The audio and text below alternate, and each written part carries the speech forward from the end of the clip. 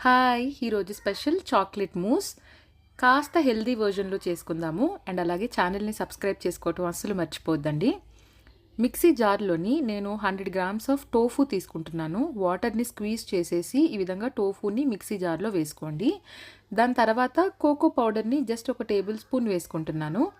అలాగే dark చాక్లెట్‌ని melt చేసేసుకున్నా okay, లేదంటే డైరెక్ట్‌గా వేసుకున్నా కూడా ఓకే. నేనైతే డైరెక్ట్‌గానే వేస్తున్నాను మిక్సీ జార్‌లోని. అలాగే షుగర్ కోసము నేను ఎవ్రీడే స్వీట్ వాడుతున్నాను. ఒకవేళ మీ దగ్గర ఆప్షన్స్ ఉంటే గనక జాగరీ కానీ, లేదంటే గనక మామూలు షుగర్ కూడా మీరు యూజ్ చేయొచ్చు. ఇవన్నీ మిక్సీలో మంచిగా బ్లెండ్ చేసుకోవాలి. బ్లెండ్ చేసేటప్పుడు ఇన్‌కేస్ గట్టిగా అనిపిస్తే కాస్త మీరు మిల్క్ యూజ్ చేయొచ్చు. అలాగే దీంట్లో నేను కాజు ఇంకా కాస్త వేఫల్ని యూజ్ చేసి గార్నిష్ చేశాను. డీప్ ఫ్రిడ్జ్‌లో పెట్టుకొని గట్టిగా అయ్యే వరకు ఉంటే డిష్ రెడీ అయిపోతుంది.